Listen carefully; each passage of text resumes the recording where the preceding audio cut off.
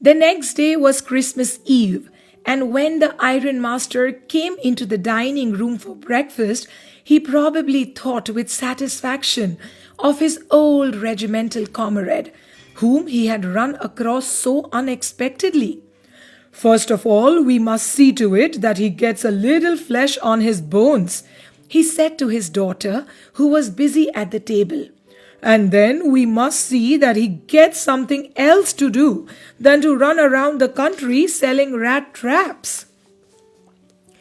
"It is queerly strange that things have gone downhill with him so badly as that," said the daughter. "Last night I did not think there was anything about him to show that he had once been an educated man." "You must have patience, my little girl," said the father. "As soon as he gets clean and dressed up, you will see something different. Last night he was naturally embarrassed. The tramp manners will fall away from him with the tramp clothes." Just as he said this, the door opened and the stranger entered. Yes, now he was truly clean and well dressed. The valet had bathed him, cut his hair, and shaved him. Moreover, he was dressed in a good-looking suit of clothes which belonged to the ironmaster. He wore a white shirt and a starched collar and whole shoes. But although his guest was now so well groomed, the ironmaster did not seem pleased.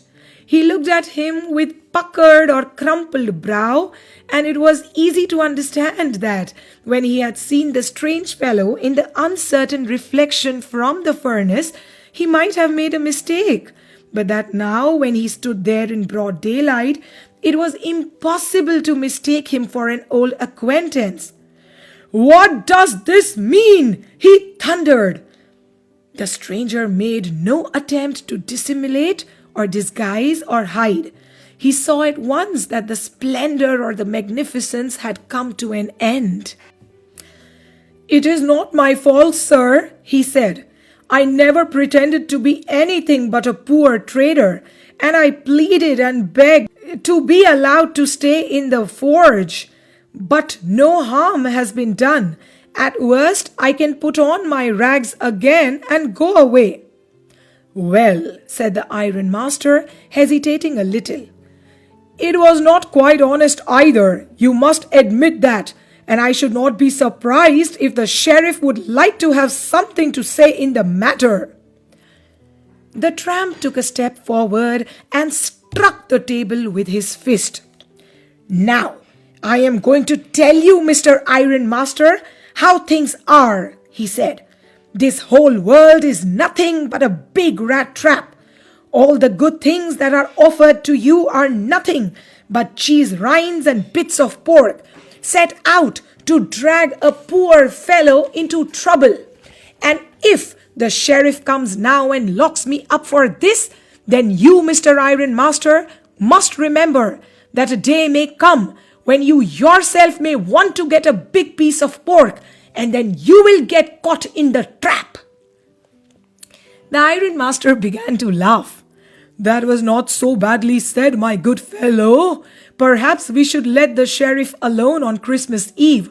But now, get out of here as fast as you can."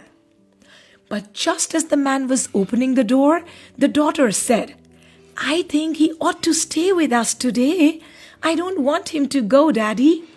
And with that, she went and closed the door.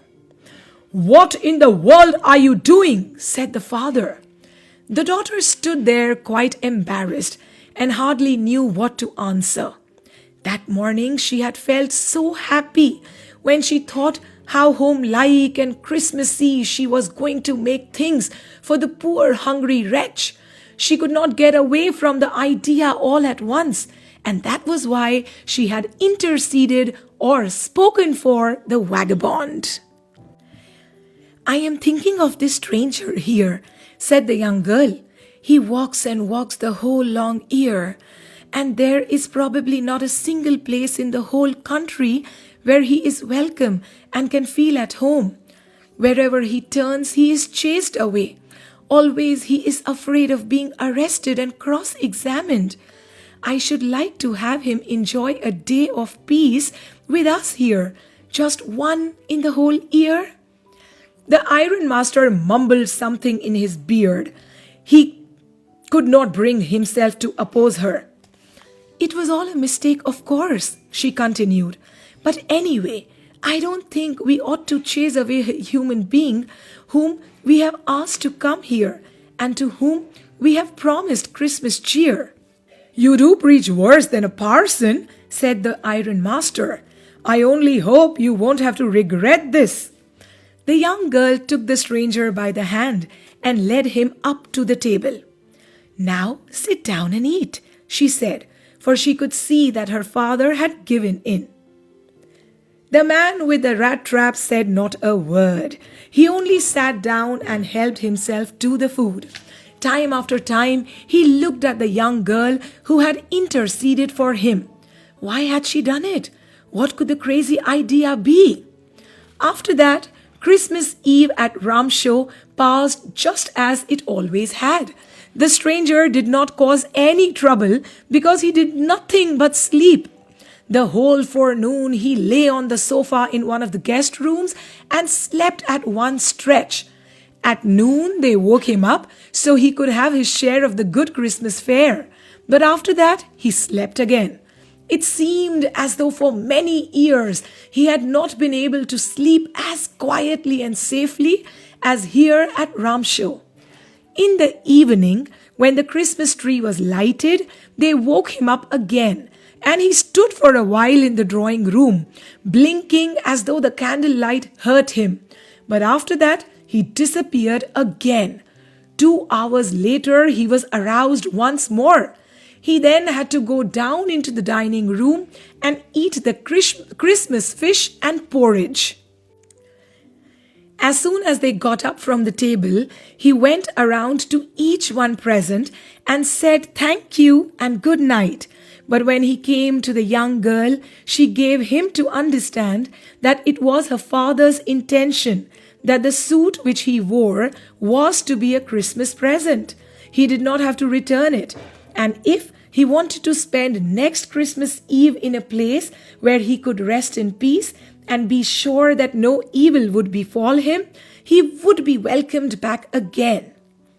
The man with the rat traps did not answer anything to this.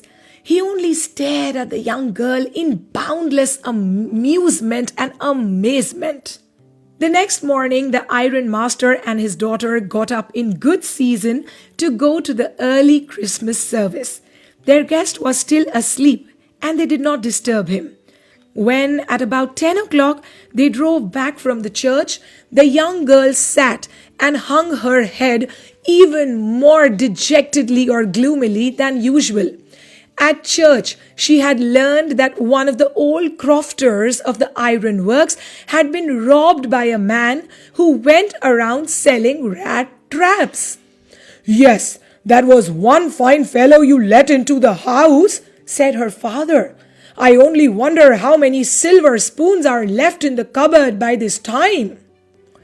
The wagon had hardly stopped at the front steps when the ironmaster asked the valet whether the stranger was still there. He added that he had heard at church that the man was a thief. The valet answered that the fellow had gone and that he had not taken anything with him at all.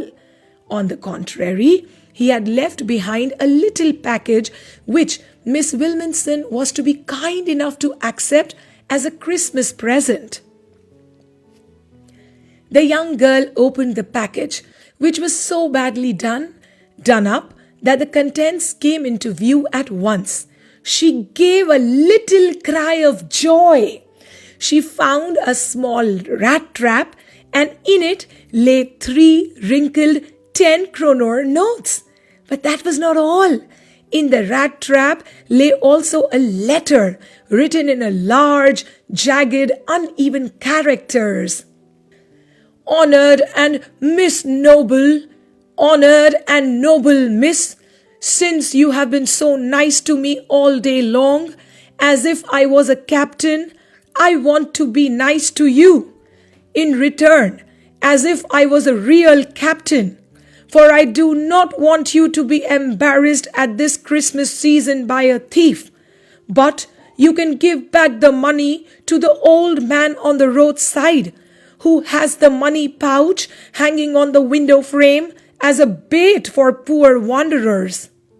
The rat trap is a Christmas present from a rat who would have been caught in this world's rat trap if he had not been raised to captain, because in that way he got power to clear himself. Written with friendship and high regard, Captain von Stahli.